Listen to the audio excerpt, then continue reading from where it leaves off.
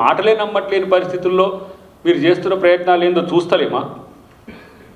నేను అంటున్న ఒక మాట, హరీష్ రావు నిజంగానే వీటి మీద చిత్తశుద్ధి ఉంటే మేము వస్తాం, రమ్మన్. ఎక్కడికి వస్తాడు? ఈ పేపర్లు అన్నీ తీసుకొని వస్తాం. బీఆర్ఎస్ పార్టీ ఆఫీస్కి రమ్మంటే కూడా వస్తాం. నేను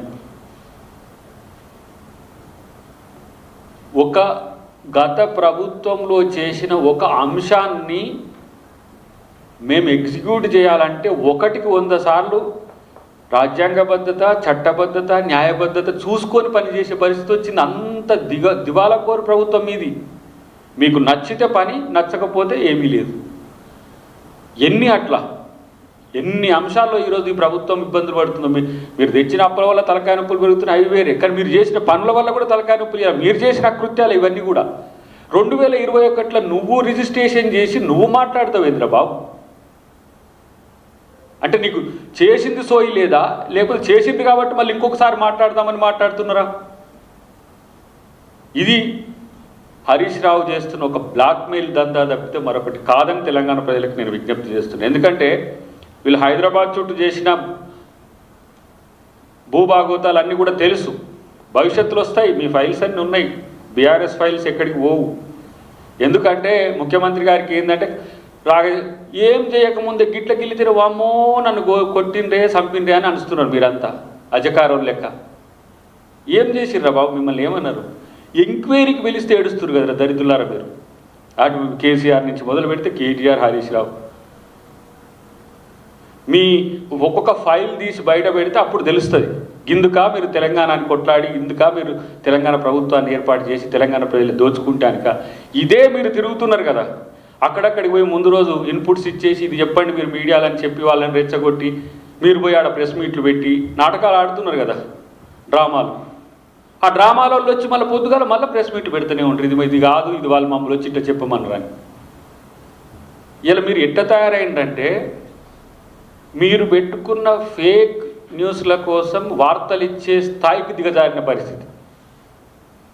మీరు 30-40 పెట్టుకున్నారు కదా మీ బీఆర్ఎస్ టీ న్యూస్ టైపు, ఇంకా కొన్ని నమస్తే తెలంగాణ టైప్ పెట్టుకున్న వాళ్ళకు ఇన్పుట్స్ ఇవ్వడానికి పనికొస్తున్నాయి మీ యొక్క వార్తలు.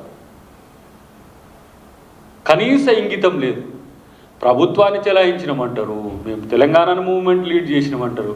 కానీ కనీస అర్హత లేని వ్యక్తులకు ఈరోజు తెలంగాణ సమాజం పట్టగట్టిందని నాకు అర్థమవుతున్నా. హరీష్ రావు మాట్లాడే మాటల వెనుక ఉన్న ఆంతర్యం కూడా అర్థమవుతూనే ఉన్నది. ఇంత కడుపు నొప్పి, ఇంత ఆవేశము, ఇంత అక్కసు, ఇంత విషం చిమ్మడం వెనుక ఉన్న కారణం 2 సంవత్సరాలే. 9.5 సంవత్సరాలు ప్రజల్ని పీల్చి పిప్పి చేసి ఇవాళ మీకు అవినీతి లేని దగ్గర అవినీతిని సృష్టించి మీరు చేయాలనుకుంటున్న భాగోతం ఏందో తెలియదా? ఉంటావా నువ్వు? పోనీ హరీష్ రావు దమ్ముందా నీకు? బీఆర్ఎస్లో 2029 వరకు నేను ఉంటా అని ఛాలెంజ్ చేయగలుగుతావా? నీకు ఆ సీన్ ఉందా? పోనీ నేనంటే ఒక మాట, కేటీఆర్ను కాదని నీకు అవకాశం వస్తుందని ఆశతో ఉన్నవా? కేటీఆర్ ఉండడం వల్ల నా అస్తిత్వం కోల్పోతుందని ప్రెస్ మీట్ పెడుతున్నావా? లేకపోతే ఈ కాలంలోనే బ్లాక్మెయిల్ చేసుకొని నేను వెనకేసుకున్న బినామీల పేర్ల మీద వెనకేసుకున్న భూములను నేను సక్రమం చేసుకోవాలని ఒక ప్లాన్తో చేస్తున్నావో నువ్వు ఆలోచించుకో. మీ దాంట్లో మీకే పడదు. నువ్వు పెద్ద పెద్ద మాటలు మాట్లాడు. చలో నీకు దమ్ముంటే బీఆర్ఎస్ పార్టీ ఆఫీస్కి నేను రమ్మన్నా వస్తా. వాస్తవాలను నిరూపించడానికి ప్రభుత్వం యొక్క డాక్యుమెంట్స్ తీసుకొని నేను రాగలను. ప్రెస్ క్లబ్లో లేకపోతే అక్కడో ఇక్కడో కాదు, ఉంటే ఆడికే వచ్చి చెప్తాం మీకు దమ్ముంటే మీరు తేల్చుకోవడానికి సిద్ధమా అని చెప్పి నేను సవాల్ విసురుతున్నా.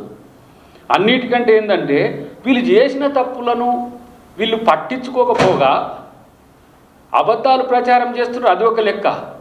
కానీ పదే చెప్పడం వెనుక ఉన్న ఉద్దేశం ఏంటంటే డైవర్ట్ చేయడం తప్పితే ప్రజా సమస్యల మీద మీరు కొట్లాడుతున్నారు.